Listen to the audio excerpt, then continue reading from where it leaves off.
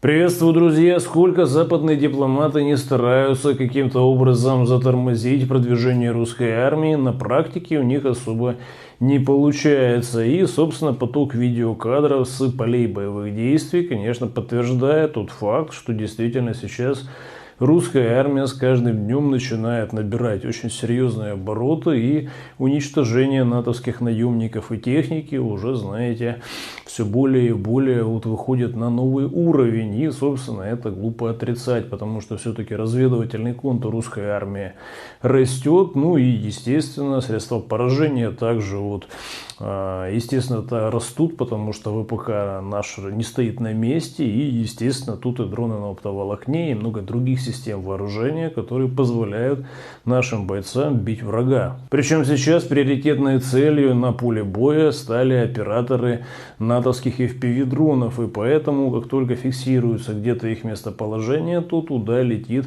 всякое разное, очень взрывоопасное и в большом количестве. И поэтому, естественно, как только их вычисляют, туда наносят очень серьезное огневое поражение. При этом, конечно же, такие позиции стараются максимально маскировать и так далее. И тут, знаете, все зависит от профессионализма наших операторов разведывательного контура, которые методично, квадрат за квадратом, выявляют подобного рода укрепрайоны с этими операторами FPV-дронов и туда наносят удар. На кадрах можно заметить, как это происходит.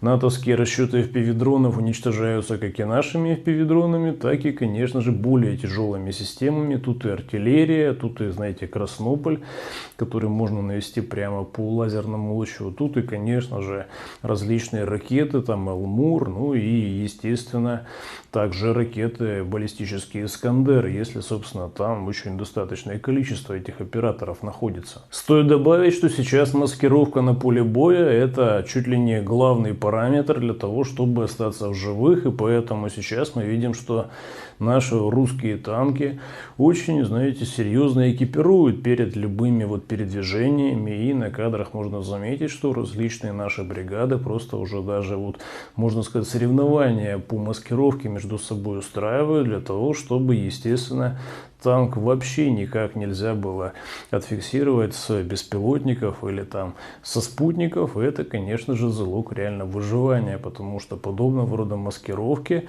очень и очень необходимы, особенно сейчас. Стоит добавить, что данные современные модели маскировки предполагают также и сокрытие теплового следа у танка, потому что дроны с тепловизорами также имеются у натовских наемников, и поэтому сейчас, когда танк выходит на позиции, то, конечно же, максимально стараются скрыть его даже тепловой след, и по этому поводу его соответствующим образом накрывают. Параллельно с этим ВКС РФ активно работает по уничтожению натовских различных полигонов ЧВК ВСУ, потому что на них можно накрыть сразу и 50, и 100, и 200, а то и 300 натовских наемников, а не где-то их вылавливать по лесам и по позициям. Поэтому сейчас очень жестко прилетает конкретно и по натовским различным полигонам. И очень даже успешно эти полигоны, естественно, вычисляют и туда наносят огневое поражение с помощью ракет Искандер, в том числе с кассетной боевой частью.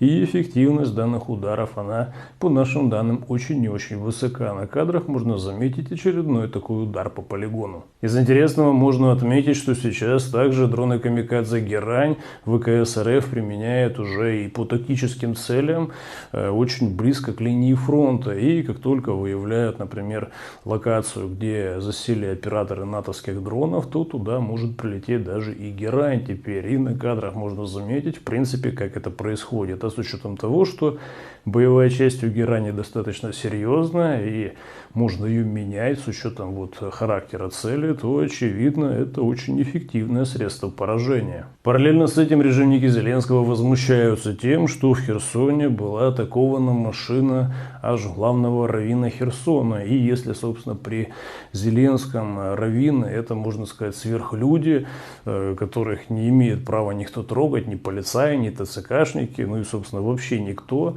то, собственно, когда эти раввины, почувствовав себя королями жизни, подъезжают все-таки близко к линии фронта, то, знаете, они удивляются, почему русская армия действует с учетом вот военной целесообразности, и абсолютно плевать, если вот машина подпадает под категории военной цели, и, собственно, даже если там еще и рэп установлен, то тогда, естественно, туда прилетит дрон. А вот сам натовский недофюрер уже настолько злоупотребил белым порошком, что уже делает заявления, которые явно уже не граничат с маразмом, а именно самым натуральным маразмом и являются, потому что уже, знаете, отметил, что нужно с Трампом заключить сделку, оказывается, и чтобы вот дроны, которые сейчас используют натовская частная военная компания ВСУ, которые собраны, естественно, на китайских комплектующих, чтобы эти дроны продавать, внимание, в Соединенные Штаты Америки. Да-да, вы не ошиблись. Зеленский решил продавать самому крупному в мире производителю оружия дроны, то есть оружие. То есть это действительно такая забавная история, потому что кроме как вот юмора, она объективно ничего не вызывает. И, конечно же, все вот такие заявления, они показывают просто реальный уровень деградации. При этом вчера Зеленский отметил в Верховной Раде, что как только будет победа натовской ЧВК ВСУ, сразу же вот всех военных демобилизируют. А пока вот еще победы нету, тогда ни о какой демобилизации не может быть и речи, и никто из натовской ЧВК ВСУ этих вот персонажей не отпустит. Ну а среди вот сразу натовских наемников уже это восприняли очень даже буквально, потому что подобные заявления не четко свидетельствуют о том, что оставшиеся в натовской ЧВК ВСУ наемники фактически получили смертный приговор, потому что победы никакой не будет априори. Ну а собственно такие слова Зеленского это просто подтверждают, что по факту, если они еще пока живы, то они собственно должны все-таки до конца выполнить свою функцию и умереть за интересы США и Британии. Причем эту простую истину понимают как и рядовые натовские наемники, так и офицеры. И, конечно, их такая постановка вопроса не устраивает, но их особо никто не спрашивает, потому что пушечное мясо есть пушечное мясо. И, очевидно, собственно, сбавлять обороты в Пентагоне никто не планирует. Кстати, вот сейчас вот к свадебному генералу Сырскому, которого называют генерал 200, уже отправился его, знаете, хозяин вышестоящий из Лондона, британский генерал, для того, чтобы все-таки посмотреть оперативную ситуацию, проконтролировать все процессы и таким образом, возможно, подготовиться к очень близкому, вот, серьезному наступлению русской армии, за которое говорят очень многие западные эксперты,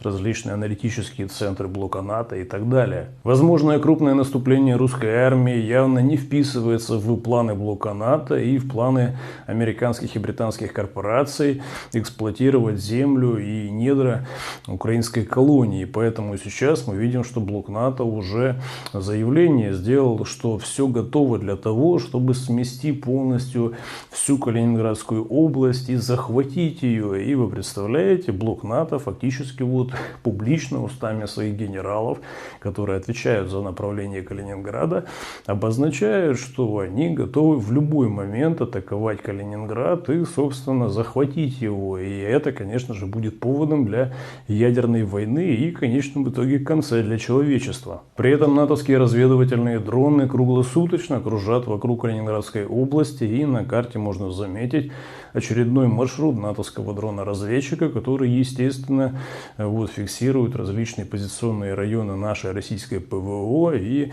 другие вот места расположения нашей военной техники в Калининграде. В самом же Евросоюзе мы видим, что сейчас согласовали 18-й пакет антироссийских санкций. И для вот иронии напомню, что за этот 18-й пакет в том числе и голосовала Венгрия и Словакия, несмотря на то, что и Орбан, и Фицо публично возмущались и критиковали Урсулу фон дер Ляйен и говорили, что нет, они все-таки будут национальные интересы отстаивать и венгров, и словаков. Но так получилось, что вот бац, и все-таки взяли, да и проголосовали. А это все-таки свидетельствует о том, что страны с ограниченным суверенитетом, такие как вот Венгрия, Словакия, они, конечно же, какой-то вот серьезной роли не играют. Это просто персонажи, которые зарабатывают на вот подобного рода риторике, чтобы им с Евросоюза, с Брюсселя дали просто чуточку больше денег.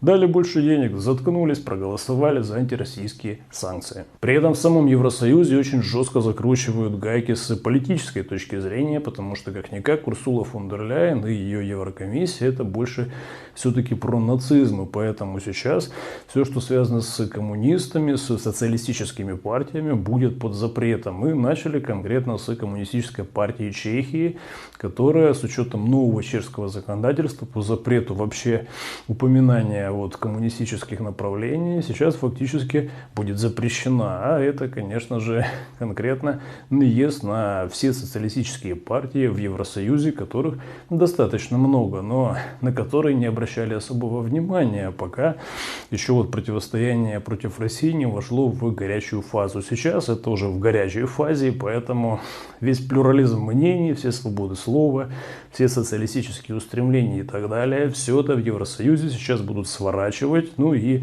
Чехия это просто первый звоночек по запрету коммунистических партий.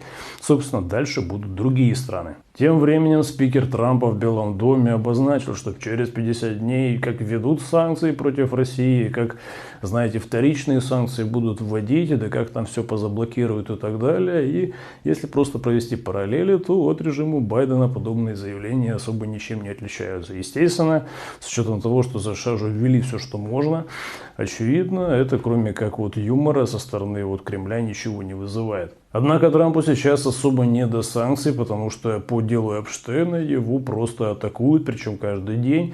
И вот западная пресса, судя по всему, с демократической партии уже даже опубликовала его письмо Эпштейну, где они обмениваются любезностями в отношении дня рождения Трампа, когда он его поздравляет на 50 лет. И, конечно же, подобного рода история, она предполагает очень серьезные политические последствия. И, собственно, уже даже по различным замерам большинство американцев прекрасно понимает, что сейчас Трамп уже фактически выступил официально и публично в защиту педофилов в верхних эшелонах власти. И это, мягко говоря, американцев не устраивает, потому что им-то на предвыборных кампаниях Трамп обещал совершенно другое. И поэтому уже сегодня Трамп сделал шаг назад и уже начинает рассказывать диаметрально противоположное. Теперь уже требует он от ФБР, чтобы они опубликовали там различные там эпизоды с этого уголовного дела. И это, судя по всему, компромиссное решение, на которое пошел Трамп для того, чтобы как-то замять скандал. Однако это не все забавные события в США. Вот, например, министр обороны штатов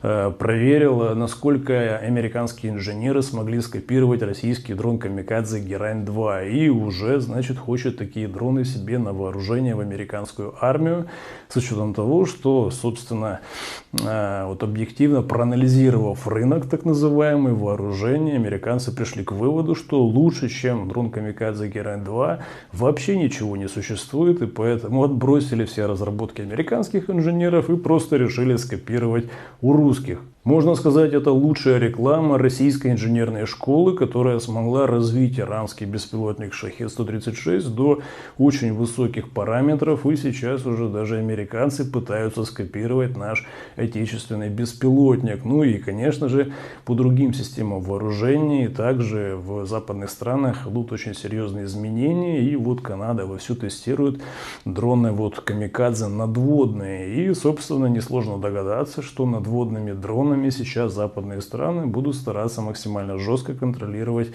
вот моря и океаны. И это на самом-то деле очень серьезный звоночек, потому что оружие это, как показала практика, очень эффективное. В Сирии тем временем между друзами и новой сирийской властью продолжаются бои, которые предполагали сразу по умолчанию резню местного населения. При этом резней занимаются как и террористы новой сирийской власти, так и друзы при поддержке Израиля. И очевидно, там очень жесткие сейчас идут вот события. Эти видео я публиковать тут не буду. Это все есть у меня в телеграм-канале. Кому интересно, переходите, смотрите, подписывайтесь. Там сейчас события развиваются очень и очень в жестком ключе. Но в Недорейхе Зеленского тем временем продолжается деградация, и режимники Зеленского обозначили, что срочно нужно в августе месяце Украинской Православной Церкви определиться, либо они все-таки сохраняют свою веру и таким образом попадают под запрет, либо все-таки они отрекаются от православия фактически,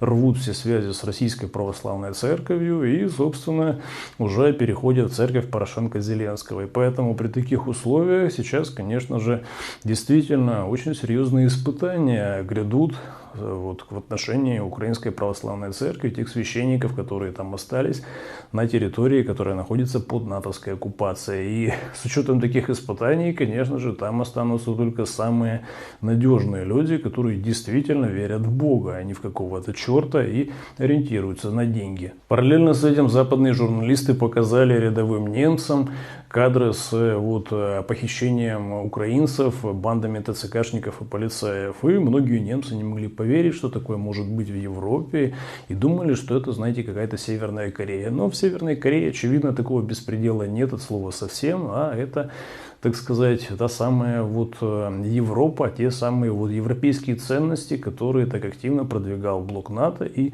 Евросоюз. И это, я думаю, что немцев также ждет очень скоро, потому что точно так же, как бесправный скот вылавливают граждан Украины, точно так же могут вылавливать и немцев, потому что хозяева, в принципе, в этого процесса одни и те же. При этом банды ТЦКшников полностью неприкасаемы. Вот конкретно в Киеве ТЦКшник избил похищенного персонажа, которого отказались принимать в натовскую ЧВК ВСУ до смерти. И таким образом, знаете, как будто это так и надо. И обратите внимание, никаких социальных протестов, никаких общественных возмущений и волнений нет от слова совсем, потому что уровень террора такой, что как только люди выйдут куда-то на площади, они об этом очень серьезно пожалеют. И поэтому сейчас натовская оккупация имеет такие уродливые формы. На этом, друзья, у меня все. Выводы, конечно, делайте сами, а также не забывайте подписываться ко мне на телеграм-канал.